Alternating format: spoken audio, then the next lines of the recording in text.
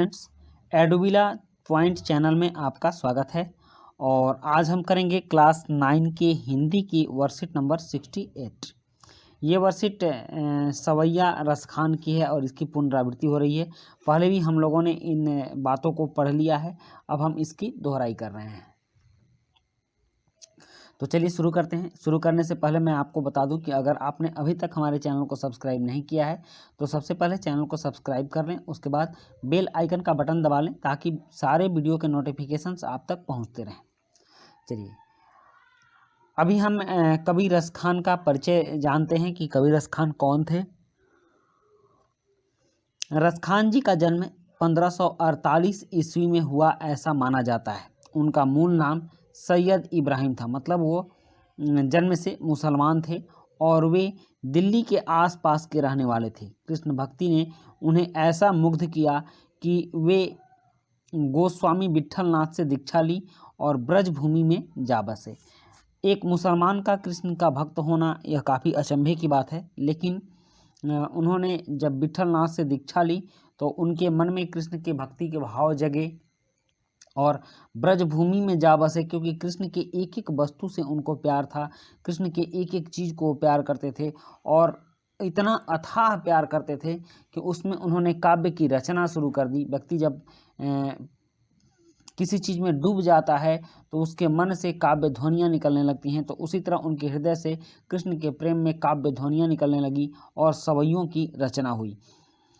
सन 1628 के लगभग उनकी मृत्यु हो गई, मतलब 1548 में उनका जन्म हुआ और 1628 के लगभग उनकी मृत्यु हो गई।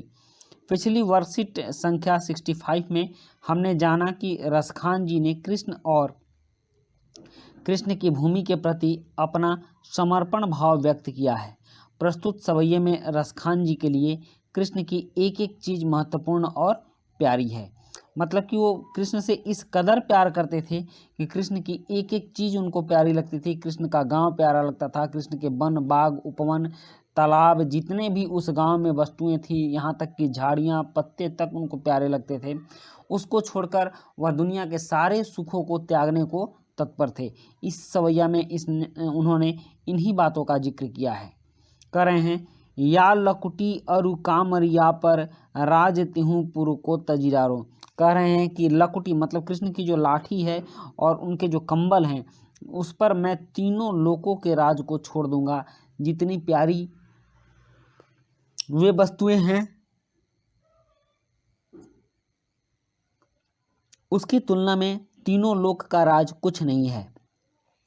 आठों सिद्धि नौ निधि के सुख नंद की गाय चराए विसारू। कह रहे हैं कि अगर मुझे नंद की गायों को चराने को मिल जाए, मैं नंद के गायों के बीच रहूं, तो मैं आठों सिद्धि और नौ निधि के सुख को भूल जाऊंगा। वो उसके सामने कुछ नहीं है जितना बड़ा सुख नंद की गाय को चराना है। रसखान कबो इन आँखिन सो ब्रज के बन बाग तड़ाग निहारो।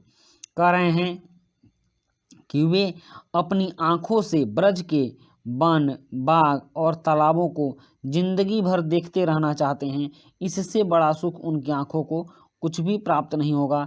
ये जिंदगी का सबसे बड़ा सुख है। कोटि के एकल धौत के धाम करी लेके कुंजन ऊपर बारो। उनका कहना है कोटिक मतलब करोड़ों सोने के नगर को, कलधौत मतलब सोना होता है, कोटिक मतलब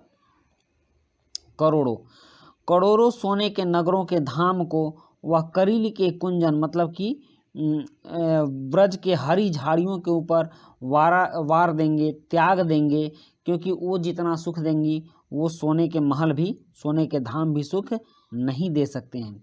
तो इसमें इस तरह से उन्होंने अपने मन के भाव को व्यक्त किया है। अब इसकी व्याख्या देख लेते हैं। प्रस्तुत पद में रसखान जी कह रहे हैं कि ग्वालों की लाठी और कंबल के लिए अगर उन्हें तीनों लोकों का राज्य त्यागना पड़ जाए तो उसके लिए भी वह तैयार हैं। जहाँ पर ब्रज के ग्वाले गाय चराया करते थे, वहाँ अगर उनका वास हो तो वे 8 सिद्धि 9 निधियों के सुख का भी त्याग कर देंगे। वे अपनी आँखों से ब्रज के वन बागों और तालाब को जीवन भर निहारना चाहते हैं। वे ब्रज की आँखों से भरी झाड़ियों के लिए भी सोने से बने महल त्यागने को तैयार हैं। अर्थात ब्रज में बसने के लिए रसखान जी सब कुछ न्यौछावर कर सकते हैं। तो बच्चों इस तरह से हमने रसखान और ब्रजभूमि के प्रति उनके लगाव और उनके प्रेम को जाना। अब इसमें कुछ प्रश्न हैं जो कि इस वर्कशीट से संबंधित है। 4 प्रश्न इसमें दिए गए हैं। ब्रजभूमि में बसने के लिए रसखान जी क्या क्या त्यागने को तैयार हैं। और दूसरा है, प्रस्तुत सवैये में रसखान जी ने ब्रजभूमि के प्रति अपना प्रेम अभिव्यक्त किया है। इसी प्रकार आप अपने परिवार के प्रति अपने विचारों को लिखिए। उसके बाद प्रश्न 3 है, जिस पंक्ति में कवि रसखान जी का नाम आया है उस पंक्ति को लिखिए।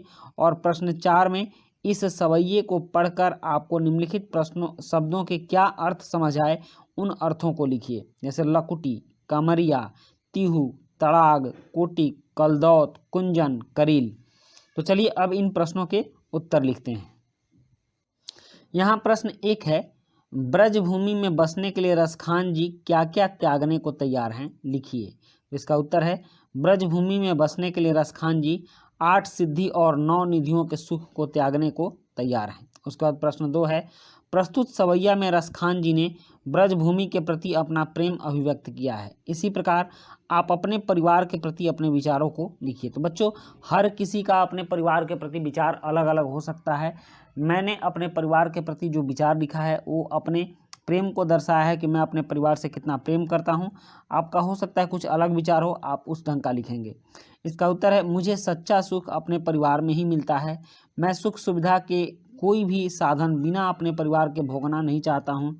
अपने परिवार में रहकर मैं 2 रोटी सबके साथ मिलकर खाना चाहता हूँ, पर अकेले रहकर महलों के सुख नहीं भोगना चाहता हूँ। सुखी रहूँगा तो परिवार के साथ, वरना उससे बिछड़कर नहीं। उसके बाद प्रश्न 3 है, इस पंक्ति में कवि रसखान जी का नाम आया है, उस पंक्ति को लिखिए। नहीं, जिस पंक्ति में, यहाँ जिस होगा। तो इसका उत्तर है, रसखान कबो इन आँखिन सौ ब्रज के बन बाग तड़ाग निहारो। ठीक, तो इस पंक्ति में रसखान जी का नाम आया है। और अंत में है, इस सवैये को पढ़कर आपको निम्नलिखित शब्दों के क्या अर्थ समझ आए उन अर्थों को लिखिए। तो यहाँ है जैसे लकुटी, लकुटी का मतलब लाठी होता है, कृष्ण की लाठी। आपने सुना होगा, यह ले अपनी लकुट कमरिया, यह ले अपनी सोटी, कौन चरायो तेरी गैया खाकर बासी रोटी। यह काफ़ी प्रसिद्ध बात थी जब कृष्ण अपनी माँ यशोदा से कहते हैं। कामरिया मतलब कंबल, तीहू मतलब तीनों, कारण तीहू लोग मतलब तीनों लोग के राज्य को वो छोड़ देंगे। तड़ाग का मतलब तालाब होता है और कोटि का मतलब करोड़ों होता है। उसी प्रकार है कलधौत, कलधौत का मतलब सोना, और कुंजन मतलब हरियाली, और करील मतलब झाड़ी होता है। तो रसखान जी कृष्ण के प्रेम में इतने विह्वल हैं कि वो तीनों लोगों के सुख को त्यागना चाहते हैं, सोने के धाम को वह त्यागना चाहते हैं, और ब्रज में किसी भी रूप में वो निवास करते रहना चाहते हैं।